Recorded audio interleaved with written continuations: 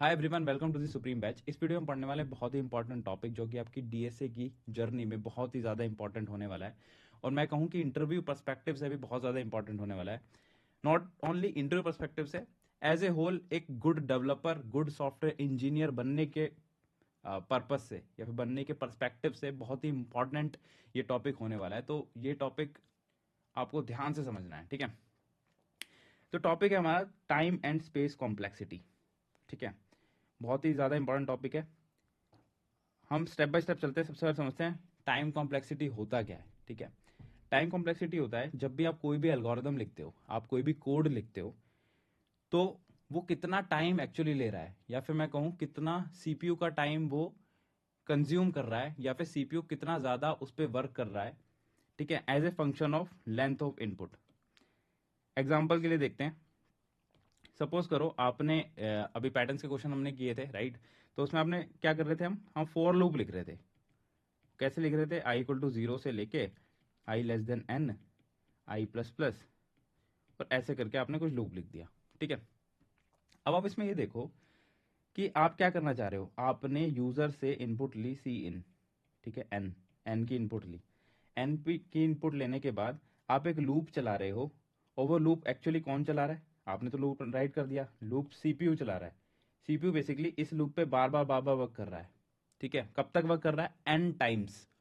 यानी कि मैं बोलूं कि यूजर ने इनपुट दिया एन, ठीक है, और जो ऑपरेशंस आपने यहाँ पे लिखे हुए हैं, यानी यहाँ पे आपने कोई भी ऑपरेशंस लिखे हुए हैं, सपोज आपने सी आउट हेलो लिखा हुआ है, तो आप बोल देते हो कि भाई एन टाइम्स जो है हेलो प्रिंट हो जाएगा, राइट।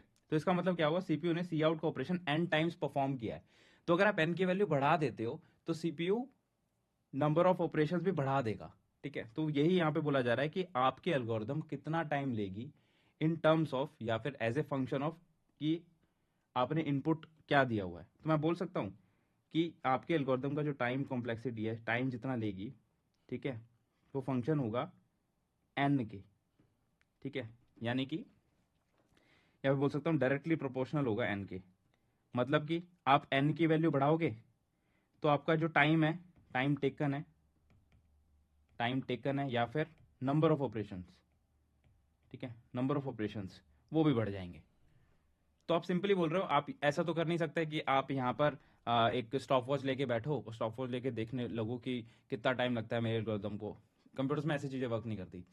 कंप्यूटर चीजें वर्क करती है कि आप कितना सीपीयू का टाइम वेस्ट कर रहे हो। आपकी एल्गोरिदम अगर एग्जीक्यूट होने लग गई तो आपका तो आपकी जो पर्टिकुलर एल्गोरिदम है या फिर आपका जो कोड है वो कितना सीपीयू का टाइम वेस्ट करेगा, कितना सीपीयू का टाइम लेगा, बस, ठीक है। तो इस कोड के अंदर अगर देखो तो मैं बोल सकता हूं कि एन ऑपरेशंस लगेंगे, तो एन एन टाइम लगेगा, ठीक है।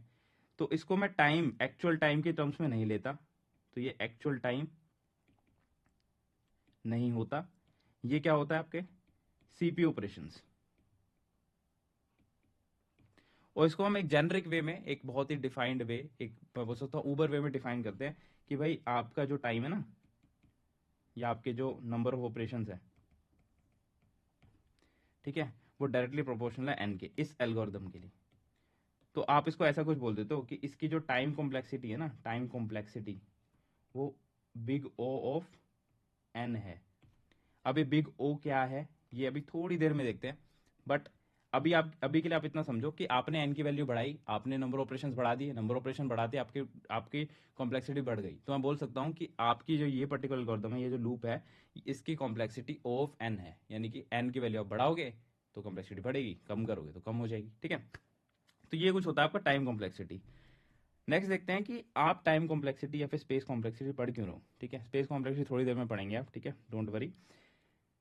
टाइम और स्पेस कॉम्प्लेक्सिटी या फिर कॉम्प्लेक्सिटी पढ़ने का क्या मतलब है या फिर क्या नीड है, कि एक गुड कंप्यूटर इंजीनियर जो होता है वो हमेशा जब भी अपना कोड लिखता है तो वो ये सोच के लिखता है कि मैं अपना कोड एफिशिएंट लिखूं, बेस्ट कोड लिखूं। मतलब जो मैं काम करना चाह रहा हूं, ठीक है, वो कम से कम सीपीयू का टाइम वेस्ट करे, ठीक है। फॉर एग्जाम्पल आपने सी इन लिया एन, ठीक है, और आप सिंपली फोर लूप चलाते हो आई इक्वल टू जीरो से लेके आई लेस देन एन तक, और आई प्लस प्लस कर देते हो, है ना। अब सपोज करो आपका कोड था कि आपको ना काउंटिंग प्रिंट करनी थी, तो आपने 1 से लेके n तक की काउंटिंग प्रिंट कर दी, ठीक है। अब सपोज करो, बहुत ही सिंपल सा एग्जांपल लेते हैं, आपने क्या किया, यहाँ पे लिख दिया कि भाई int k equal to n, ठीक है, इसको हटा देता हूँ अभी के लिए, और वाइल k माइनस माइनस, और आपने एक वाइल का लूप चला दिया, ठीक है, और फिर आप कर रहे हो सी आउट i+1। तो अब ध्यान से देखो आपने क्या किया, आपको करना क्या था, आपका एम क्या था, आपको काउंटिंग प्रिंट करनी थी 1 से लेके n तक, बट आपने क्या किया, ये एडिशनल ऑपरेशन यहाँ पे डाल दिया है। वो क्या कर रहा है, n को k को n से इनिशियलाइज कर रहा है, और जिसका कोई यूज नहीं है, जिसका आपके क्वेश्चन में कोई यूज नहीं है, आपके पर्पस में कोई यूज नहीं है, आपने उतना एक वाइल लूप चला दिया, यानी कि ये n टाइम्स चलेगा। आप इस स्टेटमेंट को हटा सकते थे, तब भी आपकी काउंटिंग प्रिंट हो जाती, बट आपने ऐड कर दिया, सपोज करते हैं। तो इस केस में आपने एफिशिएंट कोड नहीं लिखा, आपका काम तो होगा, काउंटिंग तब भी प्रिंट होगी, बट एफिशिएंट कोड नहीं लिखा। तो हमेशा जब भी आप कोड लिखोगे, आप ये इस टर्म्स में लिखोगे कि आपकी टाइम और स्पेस कॉम्प्लेक्सिटी हमेशा ऑप्टिमल हो। हम सीपीयू का या फिर रिसोर्सेज, सीपीयू और मेमोरी रिसोर्सेज है, रिसोर्सेज को वेस्ट करना नहीं चाहते, ठीक है, हम चाहते हैं ऑप्टिमली उनका यूटिलाइजेशन करें, उनका टाइम कम से कम वेस्ट करें, इन सिंपल वर्ड्स। तो रिसोर्सेज लिमिटेड है, राइट, तो हमें एफिशिएंटली यूज करना है, और हम मेजर करना चाह रहे हैं कौन सी एल्गोरिथम बेस्ट है। यानी कि सपोज करो एक एल्गोरिथम है ए, एक एल्गोरिथम है बी, ठीक है, दोनों सेम काम करती हैं, सेम काम करती हैं दोनों। सपोज करते हैं दोनों ही 1 से लेके n तक काउंटिंग प्रिंट करती है, या फिर कुछ भी करती है, ठीक है। ये सपोज करो सीपीयू प्रोसेसिंग हाई, सीपीयू की हाई प्रोसेसिंग यूटिलाइज करती है, और ये सीपीयू की लो प्रोसेसिंग यूटिलाइज करती है। तो आप कौन से एल्गोरिथम को बेटर बोलोगे, आप टाइम कॉम्प्लेक्सिटी के अकॉर्डिंग बोलोगे कि जो लो प्रोसेसिंग ले रही है उसको मैं बेटर बोलूँ, तो एल्गोरिथम बी इज बेटर। तो अगर मुझे कंपैरिजन करना है कि एल्गोरिथम ए बेटर है, एल्गोरिथम बी बेटर है, तो मुझे पता होना चाहिए दोनों एल्गोरिथम की टाइम कॉम्प्लेक्सिटी क्या होती है। या फिर दूसरे तरीके से बोल सकता हूँ, टाइम कॉम्प्लेक्सिटी पर एक मेजर है, जैसे कि सिंपली आप किलोमीटर्स जो यूनिट है आपकी, किसको नापने की, आप डिस्टेंस नापते हो, राइट। ऐसी टाइम कॉम्प्लेक्सिटी आपकी कॉम्प्लेक्सिटी को बताता है कि आप कितनी सीपीयू यूटिलाइजेशन करोगे, आपका जो पर्टिकुलर कोड है वो कितना ज्यादा सीपीयू का टाइम वेस्ट करेगा, ठीक है। तो हमेशा मैं बोलूंगा यहाँ पे एल्गोरिथम भी बेटर है, ठीक है, तो इसलिए हम पढ़ रहे हैं इसको। चौथा है आपका, ये इंटरव्यूअर आपको हर क्वेश्चन के बाद जो भी आप सोल्यूशन दोगे उसका आपसे टाइम कॉम्प्लेक्सिटी पूछेगा, ठीक है। तो हमेशा आपको ये पता होना चाहिए, आपको अपनी एल्गोरिथम जो भी आप लिख रहे हो उसकी टाइम कॉम्प्लेक्सिटी क्या है वो पता होनी चाहिए, ठीक है। आगे देखते हैं, स्पेस कॉम्प्लेक्सिटी क्या है। जैसे कि टाइम कॉम्प्लेक्सिटी है, जो टाइम, कितना टाइम आपकी एल्गोरिथम ले रही है वो बताती है, सिमिलरली आपकी स्पेस कॉम्प्लेक्सिटी है कि कितनी स्पेस आपकी पर्टिकुलर एल्गोरिथम ले रही है, ठीक है, as a function of length of input. ये आपको ध्यान देना है, as a function of length of input, यानी कि जब मैं इनपुट की लेंथ बढ़ाऊंगा तो आपकी एल्गोरिथम कितना स्पेस और लेगी, ठीक है, ऐसा कुछ हम समझना चाह रहे हैं। इसका एग्जांपल लेते हैं, सबसे पहला एग्जांपल है, सपोज आपने एक एरे, एक वेरिएबल डिफाइन किया, इंट ए इक्वल टू 1, ठीक है, और इंट बी ऑफ 5। तो आपने डिफाइन किया, ये एक वेरिएबल है, ये एक सिंपल एरे है। अब मैं बोलूँ कितनी स्पेस ले रही है, अब सिंपली तो आप बोल सकते हो ये 4 बाइट का होता है ना, और ये 5 × 4, 5 20 बाइट्स हो जाएगा, तो ये 4 बाइट है, ये 20 बाइट्स है, तो 24 बाइट्स का आपका स्पेस हो गया। बट ऐसा नहीं है, टाइम कॉम्प्लेक्सिटी जिस तरीके से as a function of input होती है, ऐसी स्पेस कॉम्प्लेक्सिटी भी आप as a function of input बताते हो। अगर आपकी एल्गोरिथम में ये कोड लिखा है और आप एन की वैल्यू बढ़ा देते हो, सपोज करो ये सिंपल एक पैटर्न का क्वेश्चन था, ठीक है, और यहाँ पे इंट एन था और सी इन एन कर रहे थे आप, ठीक है, तो इन वेरिएबल्स का कोई काम नहीं था आपके लिए, ठीक है, या फिर यूज नहीं हो रहे थे, यूज भी हो रहे थे, तो ये एज ए, आप एन की वैल्यू बढ़ाओगे तो इनमें कोई चेंज नहीं आएगा, तो इनमें कोई चेंज नहीं आ रहा एन की वैल्यू बढ़ाने से, तो ये आपकी टाइम कॉम्प्लेक्सिटी में कंसिडर भी नहीं होंगे। इसलिए ऐसी कॉम्प्लेक्सिटी को बोलते हैं ओ ऑफ एन, ओ 1 कॉम्प्लेक्सिटी है, कांस्टेंट टाइम। कांस्टेंट टाइम मतलब कि कुछ टाइम तो लगेगा, कुछ माइक्रो सेकंड मिली सेकंड तो लगेंगे, बट वो कांस्टेंट टाइम है। अगर एन की वैल्यू बढ़ा देता हूं मैं, लेंथ ऑफ इनपुट बढ़ा देता हूं, तो वो ये बढ़ेगी नहीं, ये उतनी ही रहेगी हमेशा, ठीक है। इसका काउंटर एग्जांपल देखते हैं। अगर सपोज करो मैं बोलूं कि इंट, ठीक है, star B equal to new, dynamic memory allocation कर लेते हैं एन, और जो एन है ये, इसको मैं लिख देता हूँ int n cin n, ठीक है, और यहाँ पे एक फंक्शन लिख देते हैं जो प्रिंट करेगा एरे बी को। तो फंक्शन कैसे वर्क करेगा, int i equal to 0, i less than n, i plus plus cout b of i. ठीक है, अब मैं बोलूंगा कि जब मैं लेंथ ऑफ इनपुट बढ़ाऊंगा तो लेंथ ऑफ इनपुट बढ़ाने से आपकी स्पेस भी बढ़ जाएगी। आपने सबसे पहले सपोज करो, सबसे पहले n की वैल्यू दी थी 2। जब n की वैल्यू 2 दी थी तो आपकी b की एरे कितनी होगी, 2 की। ठीक है, और जब सपोज करो आपने n की वैल्यू दी थी 2000, ठीक है, तो b की वैल्यू कितनी हो जाएगी, 2000। तो आप देखो कैसे आप इनपुट की वैल्यू बढ़ा रहे हो और इससे आपकी स्पेस भी बढ़ जा रही है। पहले आप 2 साइज का एरे ले रहे थे, अब आप 2000 साइज का एरे ले रहे हो। ठीक है, तो आपने n की वैल्यू बढ़ाई, आपने स्पेस भी बढ़ा दिया। तो इसको कहते हैं हम स्पेस कॉम्प्लेक्सिटी, कि आपने साइज ऑफ इनपुट बढ़ाया तो आपकी एल्गोरिथम कितना और स्पेस लेगी। स्पेस कैसे ले रही है, यहाँ पे कांस्टेंट स्पेस ले रही है, यहाँ पे आपका ओ ऑफ एन स्पेस लेगी। ठीक है, ओ ऑफ एन, ओ क्या है अभी थोड़ी देर में देखते हैं। ठीक है, बट ऐसा कुछ समझो कि आपका रिलेशन देखो कि आप स्पेस बढ़ा दे रहे हो, अगर आप एन की वैल्यू भी बढ़ा रहे हो तो इसकी स्पेस कॉम्प्लेक्सिटी ऑफ एन है।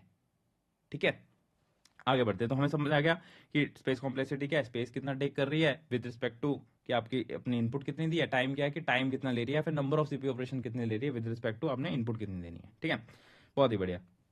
अब हम देखते हैं यूनिट, कि हम कॉम्प्लेक्सिटी को डिफाइन कैसे करते हैं, इसको इसको हम दिखाते कैसे हैं।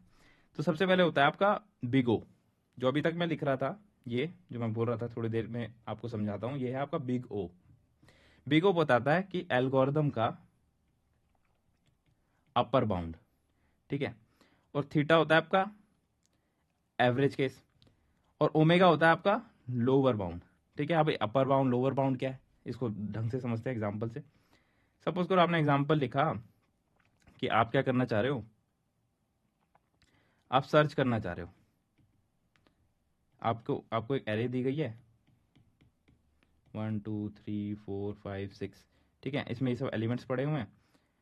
ठीक है, अब अपर बाउंड क्या कहता है कि अगर आपको इसके अंदर कोई आइटम फाइंड करना है, कोई आइटम फाइंड करना है, और वो आइटम सपोज 1 है। अगर आपको 1 फाइंड करना है तो 1 कैसे फाइंड करोगे, 1 कैसे फाइंड करोगे, आप आओगे इधर 1 को फाइंड करके चले जाओगे, आप आओगे इधर 1 को फाइंड करके चले जाओगे, है ना। तो ये आपका ओमेगा हुआ। ओमेगा मतलब कि सबसे कम से कम आपको कितना टाइम लगना है इसमें, सबसे कम से कम टाइम कितना लगना है इसमें, O1। O1 कैसे, कि आपका जो एलिमेंट जो आप सर्च करना चाह रहे हो वो स्टार्टिंग में पड़ा हुआ है, वो आपका स्टार्टिंग में पड़ा हुआ है। तो ये हो गया आपका सबसे कम से कम टाइम, ये आपका हो गया ओमेगा। लोअर बाउंड निकाल रहे हैं आपके एल्गोरिथम कम से कम कितना टाइम लेगी।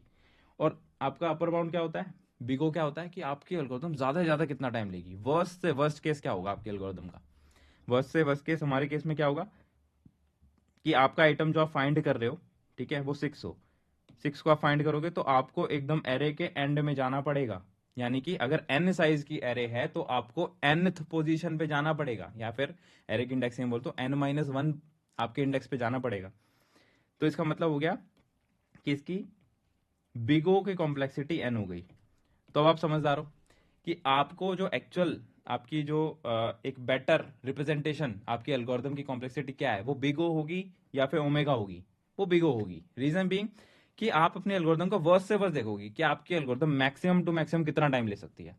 मैक्सिमम मैक्सिमम से मैक्सिमम आपकी यहाँ पे सर्चिंग में एन ऑपरेशंस करेगी। कैसे, सबसे पहले यहाँ जाएंगे, फिर ये सब इस पे देखेंगे, इस पे देखेंगे, ऐसे करते जाएंगे आगे, और एकदम n-1 पोजीशन पे पहुंच जाएंगे, फिर आपको 6 मिलेगा। तो ये आपका वर्स्ट केस कॉम्प्लेक्सिटी होगी कि वर्स्ट केस कितना लगेगा, तो n ऑपरेशंस लगेंगे, n टाइम आपको आइटरेट करना पड़ेगा, nth पोजीशन पे आपको पर्टिकुलर आपका आइटम मिलेगा। तो इसलिए आपके एल्गोरिथम का अपर बाउंड वर्स्ट से वर्स्ट केस आपका बिगो दिखाता है। तो बिगो एक बेटर रिप्रेजेंटेशन है। तो जो भी इंटरव्यू वगैरह में भी आपको पूछा जाएगा तो बिगो की रिप्रेजेंटेशन पूछी जाएगी। ठीक है, तो बिगो आपको यूज करना है। अब बचा क्या, थीटा। थीटा क्या, एवरेज केस, मतलब एवरेज केस कितना रहता है, एवरेज केस भी इसमें ओ एन ही रहेगा। बट एवरेज केस का मतलब हो गया कि सिंपली आप ऑन एवरेज आपकी एल्गोरिथम कैसा परफॉर्म करती है। आपकी एल्गोरिथम वर्स्ट केस में एन जाती है, और बेस्ट केस में आपकी ओ वन जाती है, और वह मीडियम केस में कितना रहता है, अगर आइटम बीच में पड़ा रहता है, बीच में पड़ा रहता है, अगर आइटम आपका बीच में पड़ा रहता है तो n/2 ऑपरेशन में आप निकाल लेते हो। ठीक है, n/2 ऑपरेशन आप निकाल लेते हो।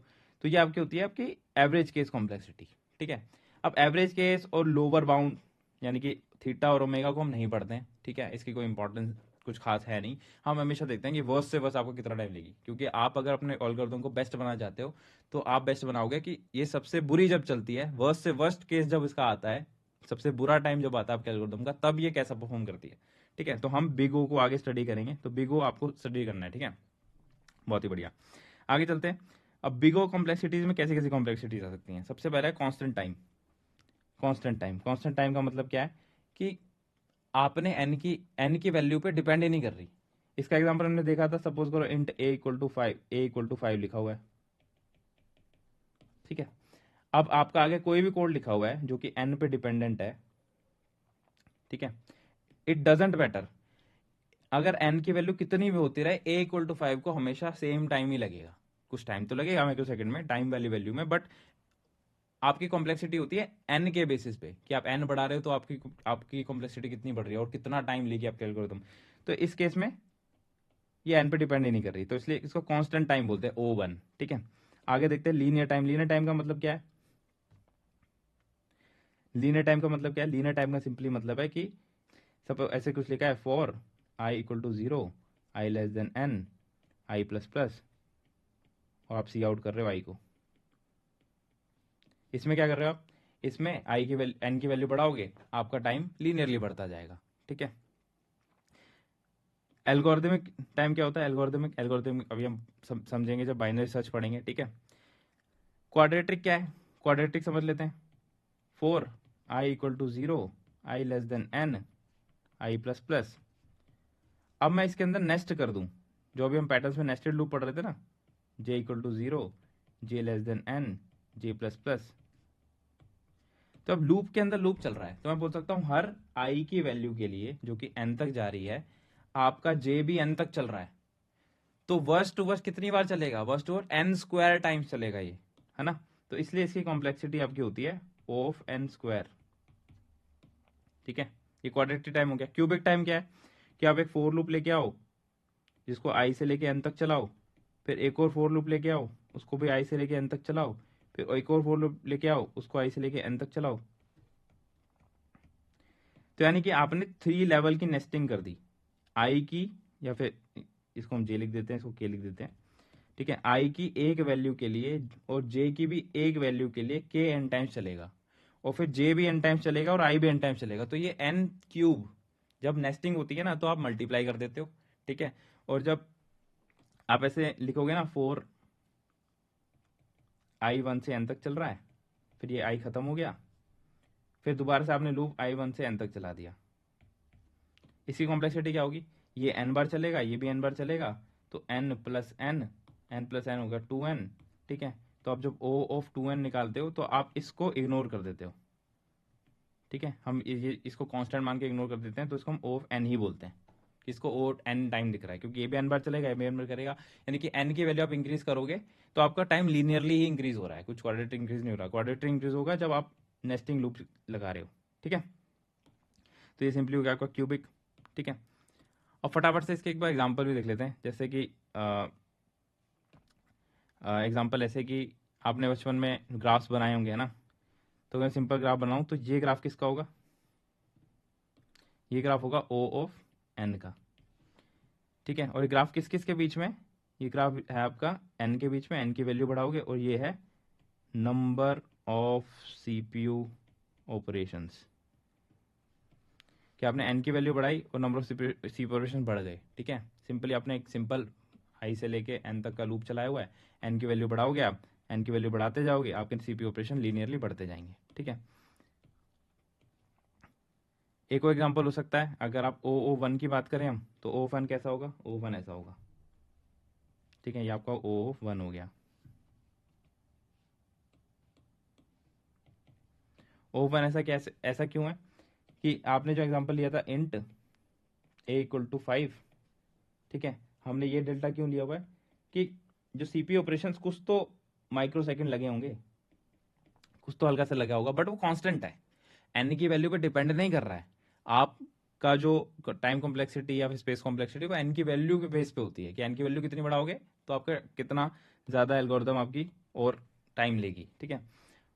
एन स्क्वायर कैसा होगा, एन स्क्वायर आपका ऐसा होगा, या आपका क्वाड्रेटिक हो गया ऑफ एन स्क्वायर, यानी कि एन की वैल्यू आप बढ़ाते जाओगे, एन की वैल्यू बढ़ाते जाओगे तो धीरे धीरे धीरे तेज़ी में बढ़ती चली जाएगी ऐसे, ठीक है।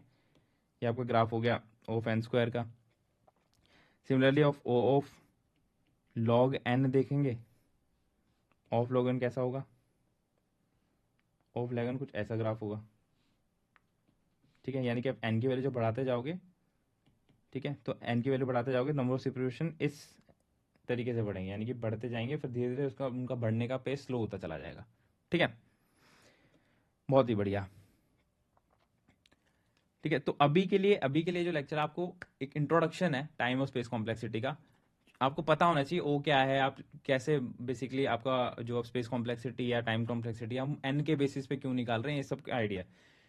आगे आने वाली क्लासेस में आप बहुत सारे एल्गोरिथम सीखोगे, बहुत सारा कोड लिखोगे, ठीक है। तो आपको हर क्वेश्चन के बाद बताया जाएगा इसकी टाइम स्पेस कॉम्प्लेक्सिटी क्या है, फिर आपको ये सारे डाउट अभी जो थोड़े बहुत डाउट भी आ रहे होंगे इसमें सब क्लियर हो जाएंगे, ठीक है, सब क्लियर हो जाएंगे। अभी के लिए आपको इंट्रोडक्शन देना है, इंट्रोडक्शन देना है कि बेसिकली ये होता क्या है, ताकि आपको जब ओवरव्यू पढ़ाएंगे आगे बताएंगे कि इसकी ये कॉम्प्लेक्सिटी आपको समझ आए, ठीक है। बहुत ही बढ़िया। तो इंट्रोडक्शन को आगे बढ़ाते हुए सपोज करते हैं एक क्वेश्चन देखते हैं थोड़े से, ठीक है। हमने बोला था कि आपकी जो कॉम्प्लेक्सिटी है वो विद रिस्पेक्ट टू एन होगी। सपोज आपकी कुछ इस तरीके की कॉम्प्लेक्सिटी है 2n स्क्वायर प्लस 3n, तो इसकी बिगर रिप्रेजेंटेशन क्या होगी। हम क्या करते हैं, आपके एल्गोरिदम में एक पार्ट है जो कि 2n स्क्वायर टाइम ले रहा है, एक पार्ट है जो 3n टाइम ले रहा है, तो हम ना हमेशा अपर बाउंड देखते हैं। वो बिगो क्या करता है, अपर बाउंड। तो अगर ये n टाइम्स ले रहा है तो ये n स्क्वायर ले रहा है, इनमें से अपर कौन सा है, बड़ा कौन सा है, हम सिंपली बड़े को उठा लेते हैं, 2n स्क्वायर को उठा लेते हैं, इसमें बिगो लगा देते हैं, हम कांस्टेंट को इग्नोर कर देते हैं, तो हम ये ओ एन स्क्वायर इसकी एल्गोरिदम की, ये जो पर्टिकुलर एल्गोरिदम है इसकी कॉम्प्लेक्सिटी हो गई, ठीक है। ये दूसरा क्वेश्चन देखते हैं। Suppose 4n4 plus 3n cube, इसकी क्या होगी, इसकी क्या होगी, इसमें से भी हम अपर बाउंड उठाएंगे। अपर बाउंड क्या है, एन स्क्वायर, एन की n raise to the power 4 बड़ा है, n raise to power 3, n raise to power 4 बड़ा है, तो of n raise to power 4, ठीक है। 4 को हम इग्नोर मार देंगे, ये वाले 4 को कांस्टेंट को इग्नोर कर देते हैं, ठीक है। नेक्स्ट एग्जांपल देखते हैं, N square plus log N, ठीक है। N square plus log N में एन स्क्वायर बड़ा है तो ऑफ एन स्क्वायर हो जाएगी आपकी कॉम्प्लेक्सिटी, ठीक है। नेक्स्ट देखते हैं, सपोज आपका एल्गोरिथम टाइम लेती है 200, तो आपका ऑफ 200 क्या होगा, ये होगा आपका कांस्टेंट टाइम, ये कांस्टेंट टाइम लगेगा, ठीक है। एक और एग्जांपल देखते हैं, एग्जांपल आपका n/4, फंक्शन आपका ले रहा है n/4 टाइम, तो इसमें क्या होगा, ऑफ n/4, सिमिलरली कांस्टेंट को इग्नोर मार देते तो ऑफ n ही टाइम लग रहा है, ठीक है, ठीक है। बहुत ही बढ़िया। अब एक बार ये भी देखते हैं कि जैसे जैसे आपकी बिगो की नोटेशन में सबसे कम टाइम लीस्ट कॉम्प्लेक्सिटी क्या है और मैक्सिमम कॉम्प्लेक्सिटी क्या है। तो अगर मैं बोलूँ सबसे लीस्ट कॉम्प्लेक्सिटी तो आपकी होती है ऑफ 1, यानी कांस्टेंट टाइम लग रहा है, ठीक है, कांस्टेंट टाइम। उसके बाद क्या होती है, ऑफ लॉग एन। उसके बाद क्या होती है, of square root of N. उसके बाद क्या होती है, ऑफ एन। उसके बाद क्या होती है, ऑफ एन लॉग एन। उसके बाद होती है ऑफ एन स्क्वायर, फिर आपका ऑफ एन क्यूब, फिर आपका होता है of 2 raised to the power n। उसके बाद आपकी होती है ओ ऑफ एन फैक्टोरियल। उसके बाद आपकी होती है of n raised to the power n, ठीक है। तो ये ऐसे इंक्रीज कर रही है आपकी कॉम्प्लेक्सिटी, ये सबसे लीस्ट कॉम्प्लेक्स, ये सबसे मोस्ट कॉम्प्लेक्स। ये सारी एल्गोरिदम कि आप जितनी भी आगे एल्गोरिदम्स पढ़ोगे उनमें वो सारी एल्गोरिदम इनमें से ही किसी एक बिगो की नोटेशन में, बिगो टाइम और स्पेस कॉम्प्लेक्सिटी में आ रही होगी, ठीक है। ये कैसे आती है, ठीक है, ये कैसे आती है, ये कैसे आती है, इनफैक्टोरियल कैसे आती है, ये सब आप आगे पढ़ोगे, तो इसके बारे में अभी आप टेंशन मत लो। आप बस ये समझो कि ये बिगो कहना क्या चाह रहे हैं हम, ठीक है, इसका कंसेप्ट क्या है। एक एग्जांपल लेते हैं सिंपली, किस एल्गोरिथम की ऑफ लॉग एन टाइप की बेसिकली कॉम्प्लेक्सिटी होगी। ये लॉग ना 2/2 का होता है, ठीक है, आपने पढ़ा होगा अपने मैथ्स की क्लास में। तो इसका एग्जांपल है, सपोज करो कि आपके पास एक एरे है, ठीक है, वही सॉर्टेड है 1 2 3 4 5 6 7, ठीक है। अब अब आप क्या करना चाहते हो, इसमें कोई आइटम फाइंड करना चाहते हो, आपको पता है सॉर्टेड है, ठीक है। तो सबसे पहला तरीका क्या होता है कि आप लीनियरली सर्च कर लो, ठीक है। सबसे पहला तरीका क्या है, आप लीनियर सर्च कर लो। लीनियर सर्च में क्या होगा, आपको मैं बोलूंगा 6 फाइंड करो, तो आप स्टार्टिंग से चलोगे, पहले यहाँ देखोगे 6 के बराबर है कि नहीं, 6 के बराबर है कि नहीं, 6 के बराबर है कि नहीं, तो आपको 6 मिल जाएगा, ठीक है। तो इसकी बिगो कॉम्प्लेक्सिटी क्या होगी लीनियर सर्च की, इसकी कॉम्प्लेक्सिटी होगी ऑफ एन, कि भाई आपको वर्स्ट केस में पूरी एरे को आइटरेट करना पड़ सकता है, तो वर्स्ट केस में आपको सकता है nth पोजीशन तक जाना पड़ सकता है ना। तो ये तो लीनियर सर्च की। अब एक और टाइप का सर्च होता है, इसको मैं बोलता हूँ बाइनरी सर्च। इसकी कॉम्प्लेक्सिटी होती है ऑफ लॉग एन। वो कैसे होती है देखते हैं। बाइनरी सर्च में आप क्या करते हो, आप सबसे पहले ये था ना 1 2 3 4 5 6 7, आप बोलते हो कि मुझे क्या फाइंड करना है, मुझे 6 फाइंड करना है ना। 6 फाइंड करने के लिए आप क्या करोगे, 6 फाइंड करने के लिए आप ना स्टार्टिंग से नहीं सर्च करोगे, आप सबसे पहले मिड एलिमेंट पे पहुंच जाओगे। यहाँ पहुंच गए, आप ये देखोगे क्या ये 6 के बराबर है, ये 6 के बराबर है, ये 6 के बराबर नहीं है। तो आप बोलोगे कि क्योंकि 6 4 से बड़ा है और ये एरे सॉर्टेड है, तो आप ना अब लेफ्ट साइड पे सर्च मत करो, यहाँ पे सर्च मत करो, आप सिर्फ यहाँ पे सर्च करो, आप सिर्फ राइट साइड में सर्च करो। तो अब आप सर्च कैसे करोगे, पहले आप पूरे में सर्च, पहले आपने फोर्थ एलिमेंट देखा, अब आप कहाँ सर्च करोगे, अब आप 5 6 7, आपके लिए एरे हो गई 5 6 7 इतनी, ठीक है। अब आप इसके मिड में जाके देखोगे, अब इसके मिड में जाके देखोगे क्या है, जो आप सर्च कर रहे थे वो 6 है, हाँ बिल्कुल 6 है, तो आप रिटर्न कर दोगे।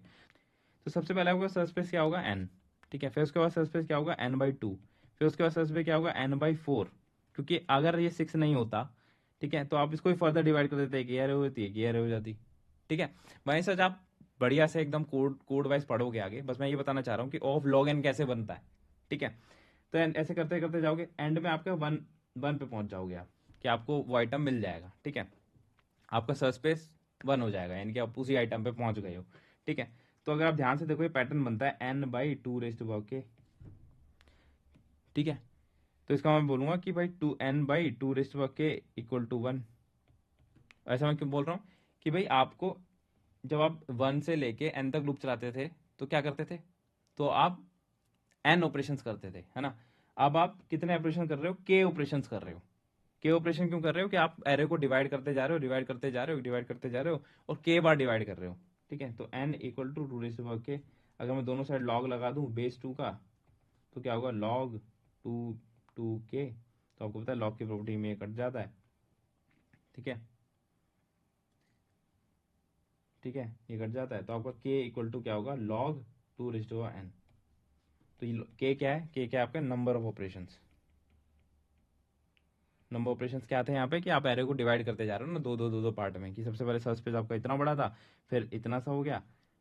या फिर दूसरा एग्जांपल है, अगर 3 सर्च करना होता सबसे पहले आप इसमें 3 सर्च करते, ठीक है, आपका सर्च स्पेस इतना बड़ा होता, फिर आप देखते या नहीं है, तो उसके बाद ये होता आपका सर्च स्पेस, ठीक है। अगर 2 कर रहे होते तो और फर्दर डिवाइड हो जाता, तो आपका डिवाइड होता चला जा रहा है, ठीक है। तो इसलिए इसमें ये पर्टिकुलर जो नंबर ऑफ ऑपरेशन है ये है, तो के नंबर ऑफ ऑपरेशन है, तो लॉग 2/n की कॉम्प्लेक्सिटी है, ठीक है, लॉग 2/n की कॉम्प्लेक्सिटी है। तो बेसिकली ये इस तरीके से वर्क करता है, ठीक है। तो ये लॉग बेस एन ऐसे निकलता है। ये बाइनरी सर्च जो है आप आगे वाले वीडियो में पढ़ोगे, तो डोंट वरी अबाउट दैट। अब फटाफट से ना कुछ एग्जांपल्स देख लेते हैं, ठीक है, कुछ एग्जांपल्स देख लेते हैं। पहला एग्जांपल सपोज करो ये है, इसमें आप क्या बोलना चाह रहे हो, इसमें आप बोलना चाह रहे हो कि आपके पास एक लूप दिया हुआ है, ये एक लूप दिया हुआ है और एक और लूप दिया हुआ है, तो कितनी कॉम्प्लेक्सिटी होगी। सबसे पहले आपके कितने ऑपरेशन हो रहे हैं, एन ऑपरेशन हो रहे हैं, तो इसकी कितनी कॉम्प्लेक्सिटी होगी ऑफ एन, ठीक है। और इसकी कितनी कॉम्प्लेक्सिटी होगी ऑफ एम, ठीक है। हमने बोला था कि अगर नेस्टेड लूप नहीं है, नेस्टेड लूप नहीं है, तो आपकी कॉम्प्लेक्सिटी जो है प्लस हो जाती है, तो of N plus of M plus हो गई, ठीक है। और इसको मैं ऑफ एन प्लस एम भी लिख सकता हूँ। क्या आपको कितने ऑपरेशंस लगेंगे, कितने ऑपरेशंस लगेंगे, यहाँ पे एन ऑपरेशंस लग रहे हैं, यहाँ पे एम ऑपरेशंस लग रहे हैं, तो टोटल नंबर ऑफ ऑपरेशंस कितने हो गए एन प्लस एम, ठीक है। नेक्स्ट एग्जांपल देखते हैं। नेक्स्ट एग्जांपल है आपका, आपको यहाँ पे n है और आपको एक नेस्टेड लूप नजर आ रहा है, ठीक है, तो ये इसकी कॉम्प्लेक्सिटी कितनी होगी, ऑफ n स्क्वायर। क्यों? क्योंकि यहाँ पर n ऑपरेशंस के लिए n और ऑपरेशंस हो रहे हैं, तो इसलिए n स्क्वायर ऑपरेशंस हो रहे हैं, ठीक है। इसकी कितनी कॉम्प्लेक्सिटी होगी, n, तो इसकी टोटल कॉम्प्लेक्सिटी कितनी होगी, of n square plus of n। और हमें पता है कि हम क्या करते हैं, हम बिग ओ में अपर बाउंड लेते हैं, इसका अपर बाउंड क्या होगा, इनमें से बड़ा क्या होगा, ऑफ n स्क्वायर, ठीक है। हमेशा बिग ओ में सबसे बड़ी वाली वैल्यू होती है, और सबसे बड़ी वाली वैल्यू आप कैसे पता करते हो, ये आपका चार्ट आपको दिया हुआ है ये, ठीक है, सबसे लीस्ट कॉम्प्लेक्स, तो इसके बाद most most most most most और एंड मोस्ट। बहुत ही बढ़िया, आगे चलते हैं। अब आपके पास ये वाली एल्गोरिथम दी हुई है आपको, इसमें सबसे पहले आप n, एक n का लूप चल रहा है और उसके अंदर भी एक j इक्वल टू n से लेके j i तक इतना चल रहा है। तो अब ध्यान से देखो, बाहर वाले लूप का n कॉम्प्लेक्सिटी है, बाहर n बार लूप n बार चलेगा या n ऑपरेशंस करेगा, और ये कितनी बार करेगा, ये क्या करेगा, अब ये देखो, ये थोड़ा कंफ्यूजन लग रहा होगा आपको, और i की वैल्यू शुरू में क्या होगी, 0। जब i की वैल्यू 0 होगी, जब i की वैल्यू 0 होगी तो अंदर वाला लूप कितनी बार चलेगा, जब i इक्वल टू 0 होगी तो अंदर वाला लूप कितने ऑपरेशंस करेगा, ये n ऑपरेशंस करेगा, क्योंकि i की वैल्यू जब 0 होगी स्टार्टिंग में, तो j n से लेके i तक चल रहा है, तो कितने ऑपरेशंस हो गए इसमें, n ऑपरेशंस हो गए। हम क्या बोलते हैं, हमें अपर बाउंड चाहिए, तो अंदर वाले लूप का अपर बाउंड क्या होगा, n ऑपरेशंस, और क्योंकि ये नेस्टेड है, हमने क्या बोला था, नेस्टेड में आप क्या करते हो, मल्टीप्लाई, तो इसका कितनी कॉम्प्लेक्सिटी होगी, ऑफ n स्क्वायर।